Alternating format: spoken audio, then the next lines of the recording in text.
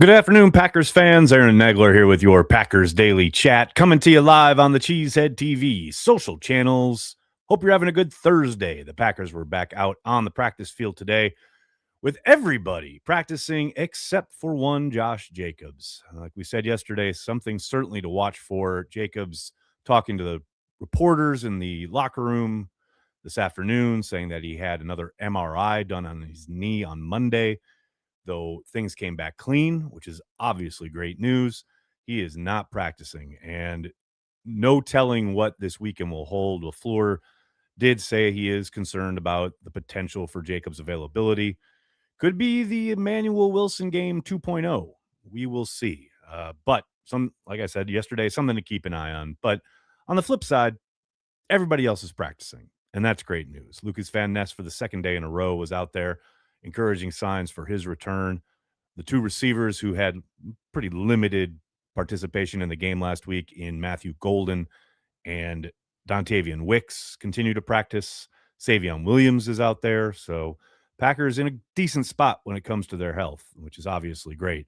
And speaking of great, you can't talk about the Packers, the offense, the way they've come to life here over the course of the last month plus without starting with Jordan Love. I mean, the way this cat has played, it has just been incredible to watch. He is entering that upper echelon of quarterbacks in the NFL. If you guys have not had the chance to do so yet, I highly encourage that you check out the video that I linked to in our post section here on our YouTube channel. Quincy Avery doing a phenomenal job of basically just letting Jordan talk some ball on his YouTube channel. Amazing high-level stuff from Jordan Love, both pre-snap and post-snap, and that's what's making him so dangerous at this point. The work he does pre-snap to not just get them in the right looks, making adjustments and calls as far as hot routes and route adjustments and things like that, setting protections, knowing where he's got to go hot because there's going to be a free guy running and things like, and even when guys aren't supposed to be running free and they end up being, he knows exactly where his best outlet is going to be. It's incredible stuff. And it's the kind of thing I want to point to when people are still hedging their bets about whether Jordan Love is this or that. He doesn't need to be Aaron Rodgers. He doesn't need to be Brett Favre. He just needs to continue to be Jordan Love. And here's the other part of this. He's still only scratching the surface of whatever he's going to become in the NFL. He is only a third-year starter. Like, it feels like sometimes because he was drafted where he was and when he was, and we've known his name for 6 years, it feels like people kind of view him through a different lens. Like he's been a starter for almost, 6, 7 years, where, man, he is in year 3 and he is balling out and he is playing at an insanely high level and is still not reaching his full potential. That should scare every opponent in the NFL, and it should make Packers fans giddy with the possibilities here over the course of the next several seasons. Of course, that journey starts on Sunday against a very good Denver Broncos defense, and this is a good test for one young Jordan Love and this offense on the road. Going to be loud, going to be a tough environment, a very, very tough opponent. This defense is absolutely no joke. But these are the games where you can make a statement if you're Jordan Love. This is the kind of game where you can maybe not announce anything or, trumpet your arrival, but you can certainly make some of the naysayers and the doubters take notice if you have a decent showing on the road against this team that has won 10 in a row. Their defense is balling out week after week. It's going to be a great test. I am very, very excited for this game, and I cannot wait to watch the chess match, both pre and post snap, between Jordan Love and this Broncos defense. It's going to be a ton of fun. What's going on, everybody? Good to see everybody in the chat. Everybody going, hello, what's up? Hey, look at this. We got all sorts of regulars and we got a few new people. Good to see you all.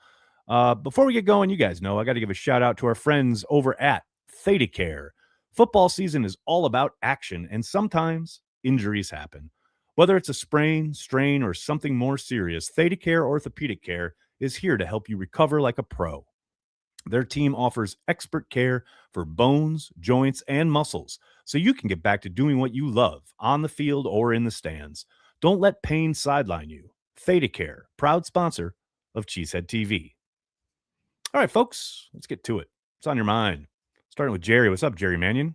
Just got my Cheesehead TV shirt. I love it. Go, Pack, go. Glad you got it, brother. Thank you so much. I'm glad you enjoy. Glad it fits. Glad it feels good. High quality stuff. Great design by Brent, as always. Appreciate you, buddy.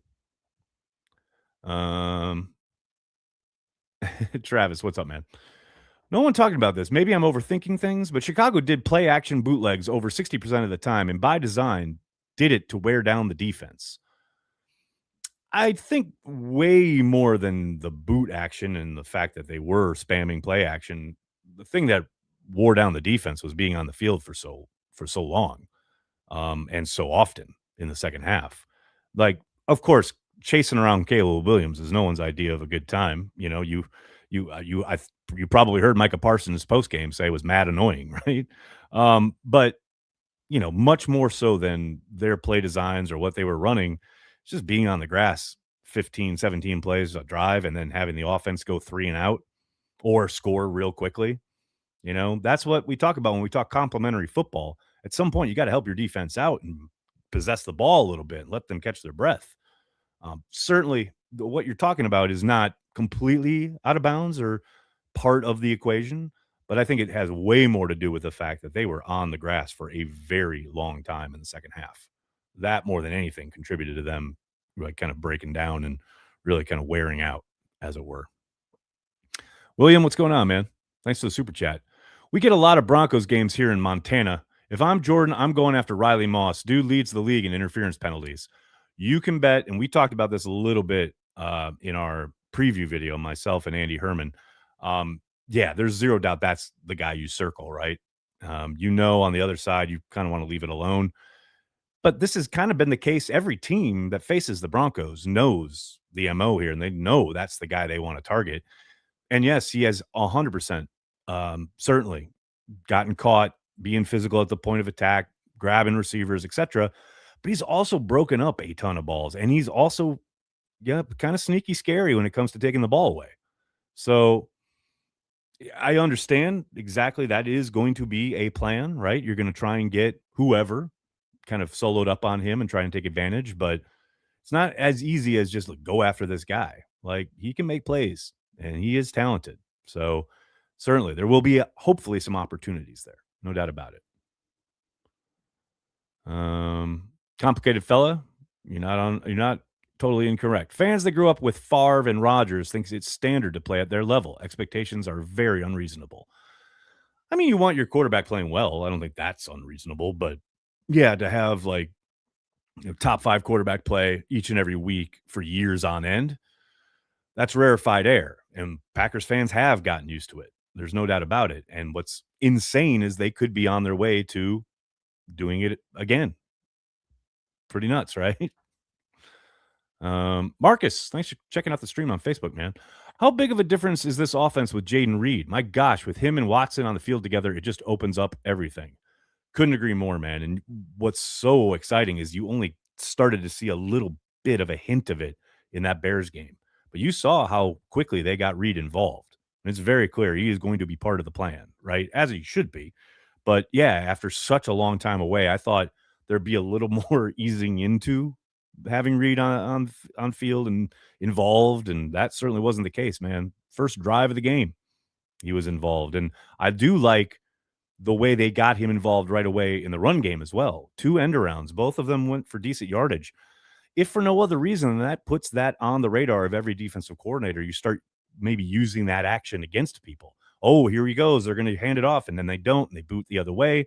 There is certainly a lot to Jaden Reed being on the field, even outside of catching the ball and running routes. He's an exciting addition. And yeah, with him and Watson, I think you kind of started to see it week 1 into that early part of week 2 against the Commanders. They could be cooking, man. Absolutely. Nicholas, what's up? What was the worst era to be a Packers fan? Man, I don't know. There are many on offer. I know for myself, the 70s into the early 80s was no picnic. Now, the 50s weren't great either. There's certainly been stretches where the Packers have been brilliant, followed by a decade plus of mediocrity, if not downright just bad football. I will say though, for as tough as things may have been in other eras, I mean, the Packers came close. Cliff Crystal has talked about that and written about this on Packers.com. The grumbling was starting, the rumblings were starting of moving the Packers or shutting down the Packers before basically Ron Wolf and Favre came along. It was bad, man. I will say the worst I've ever experienced in my life was definitely when Charles Martin threw Jim McMahon to the turf on Soldier Field, coupled with, all the stretch with Mossy Cade and all of that. It was just embarrassing to be a Packers fan. And it was tough because you're obsessed with the team just the same way you are as when they're winning, but they were just an embarrassment. It was the Forrest Gregg era, I would say, was probably the hardest for me personally, like as the shit I've lived through. But yeah, man, there's been plenty of them, plenty on offer. Paul asks, do you think the Denver defense will be too much for the Packers offense? No, I don't. I think it's going to be a great battle, and I do think the Packers will get the Denver defense at times. I think a big part of it is going to come down to the game flow and the context, and can the Packers keep commitment to the running game going? Even without ripping off big gains, I don't expect explosive gains in the run game, but they've got to keep this defense honest. And the only way they can do that is if they continue to at least keep it close, limit the scoring from the Broncos offense, which I think Halfley and company can do. But yeah, as far as too much for the Packers offense, no, absolutely not. What else we got? Zach, thanks for checking out the stream on Twitter. If we could get Reed, Watson, Dobbs, and Golden all going, this team will be so dangerous. Absolutely. And what's crazy is I think of all of that, like Golden is clearly the most kind of under the radar and or frustrating part of that equation because he's been hurt. And even before he got hurt, he wasn't really seeing a ton of targets, but we all saw the potential, especially this summer during training camp. He has got all the tools you need. Hopefully he does get a little bit more run here down the stretch into the playoffs. But the other component here that you talk about with Reed, Watson, Dobbs needs to step it up. It's not a total knock on him. Obviously, with Watson coming back, he has been the big home run threat and the big play threat. But Dobbs' play has essentially kind of fallen off since the New York game, the Giants game where he had 3 really bad drops. And since that game, he hasn't really been his old self because I thought he started the season pretty damn well. But for whatever reason, I don't know what it is, but over the course of this stretch here where they've played their divisional opponents, he has not been the kind of dependable Romeo Dobbs we've all come to kind of love over the course of his first couple years in Green Bay. If he can get on board here, get him involved a little bit more, maybe on some of the backside slant stuff and get the ball in his hands early, I like their chances. Like you say, I think they could really start cooking. No doubt about it. I love everyone chiming in with all the worst eras of Packers football. So good. Oh, see, I very much disagree with this. I mean, I understand what you're saying. Rick Harris says the Lynn Dickey era was the most disappointing. We had no defense to support the offense. Yeah, but we had an offense. That was fun. Dude, that Washington Monday night game? Come on. Dickey throwing it to Lofton, Jefferson, Kaufman. Those were fun times. Like, yeah, of course, you did no defense. I get it. But I'll take that a million times over the Randy Wright starts. Come on, man. I understand we didn't win a ton of games because they had no defense, but hell, man, that was the team, that was the era that made me fall in love with the Packers. Made me fall in love with Packers football. So much fun. Zach, thanks again, man. Do you think Michael will get his first holding call of the season this week? Now, he's gotten one. He's gotten probably, I think, 2, if I'm remembering right, but he has not gotten one lately, certainly, and maybe Denver and this officiating crew finally sees the light. But I will note Brad Rogers and his crew who are officiating this game by the numbers penalize the away team way more than they penalize the home team. So this might be another week where the Packers got to overcome not only their opponent, but the officials too. I'm sorry to report. Brian, thanks so much for the super chat, man. Packers beat Bears, turns on head over heels by Tears for Fears. There you go. Yeah, that's a good. I like that soundtrack. I'll take that. Neil Flynn, what's up, man? It's Broncos week, but the Bears still suck. No question about it. You have told no lies. Very good. Um, Paul says, I know the Packers are good, but I'm surprised we are favored on the road against the number one seed in the AFC. Paul, it's funny you mentioned that. I just talked about that with Bill Michaels on his show earlier this afternoon, where, you know, it's kind of funny in the NFL right now. It feels like Packers fans don't understand where they are in relation to the rest of the league. Like there are no dominant juggernaut teams. The Packers are one of a handful of really good football teams. I understand kind of the flavor of the month is the Rams and people talking about the Seahawks. The Packers are just as good as both of those teams. Don't listen to anyone who says otherwise. You know, that doesn't mean they're going to walk into Denver and just roll the Broncos, far from it, but they're a really good team. You know, I think they're not, the Broncos have won 10 in a row, right? And they're home dogs. They are one of 2 10-win in a row teams that are home dogs this weekend. It just tells you like the league this year just does not have that clear dominant number 1 team, which is great. It pumps up the drama, pumps up the expectation and the kind of, you know, anticipation for what's going to happen. I love it. Jason, what's up, man? Is this the game that Rashawn picks up his end of the couch? We'll see. I tend to doubt it, but we'll see.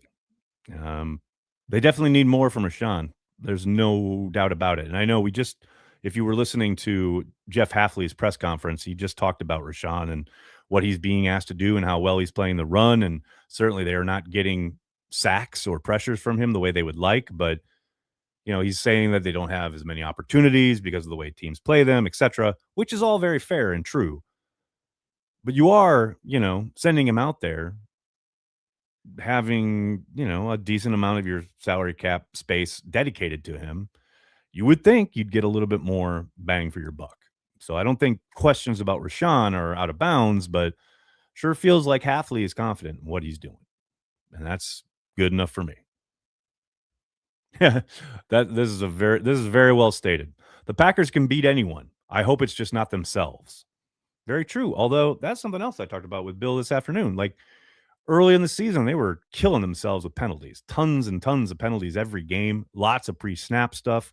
That mostly seems to have dissipated. Now, it's not saying they're playing completely clean games every week, but they've really kind of stopped shooting themselves in the foot. I'm knocking on all the wood, but they've done a really good job of cleaning that stuff up, you know, and that portends good things heading into the final stretch here of the season. What else we got? Paul, what's up, man? Hi, Nags. Go Pack Go. Will we ever see full-time competent refs? Why not? Or why not? I think they're trending towards getting them full-time. It's going to be a bit of a shakeup, I would suspect. There are going to be guys who just won't want to do it. But I do think they'll get there eventually. Now, will that automatically make them competent? No, but I do think it will help in certain areas, and I do think certain calls will be helped or would be helped if the guys were full time. You know, especially on some of the holding, non-holding stuff where they could really get into because some of the minutia of technique and things like that. But I think we're a ways away from that. And I know we talked about it on transplants yesterday. I know there's headlines because of the owners meeting, and they are going to meet again December 20th, I think it is, with the referees union because the CBA with the refs runs out in May. So they got to get something done, but we're a long way away from, hey, they're full time now. I think that's not going to happen overnight. Uh, Bruce, I can't tell if this is comedy or not, but we need to get Zane Anderson involved more in the defense. He is elite. Well, it's just good that we know he's a real human being at this point.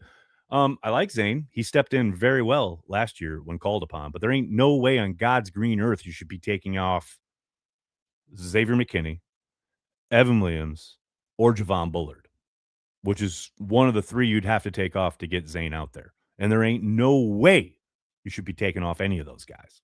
So it's nice to know Zane's there. as a backup, but that's about what he should be.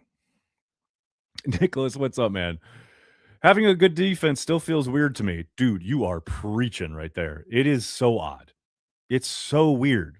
Like, I don't have the memory of what it's like to have a good defense. Like, was it 2014 was probably the last time we had a championship level defense, right? That's what this is. That's what we have. It's nuts. I'm with you, man. It's alien. It's like an alien concept. I totally agree. Okay, Jerry. I was born in 1992. All Packers eras are good eras. Yeah, bully for you. Really happy for you, buddy. You don't even know pain. You don't even know pain. That's all I know. Dennis says he votes for obvious holding calls being reviewed upstairs. LOL. Hey, man, Bill Belichick banged the drum for many, many years with the league office about making everything reviewable. I don't think it's outlandish to kind of give coaches the opportunity, give them maybe 2 more challenges and make everything reviewable. I know people cry about, it'll take time or whatever, but man, we're all sitting around for 3 hours anyway. I don't care about another 5 minutes. I'm down with that. 1996, number 1 defense. Absolutely, man. That was a great defense. But 2014, the back half of 2014 was a great defense, dude. Don't forget. They were ready to go to the Super Bowl, if not for a million things that happened in Seattle. But we're not going to talk about that. We're going to get ready for Denver on Sunday. We'll wrap up the week tomorrow here on Packers Daily. Cannot thank you guys enough for hanging out, talking Packers each and every day, Monday through Friday, right here on the Cheesehead TV social channels. Please do me a monster favor. Hit like on the video, subscribe to the channel, and then tell your friends and tell your family. Cheesehead TV. We are devoted to Green Bay Packers fans worldwide. Thanks a lot, everybody. Have a great night. Go Pack Go.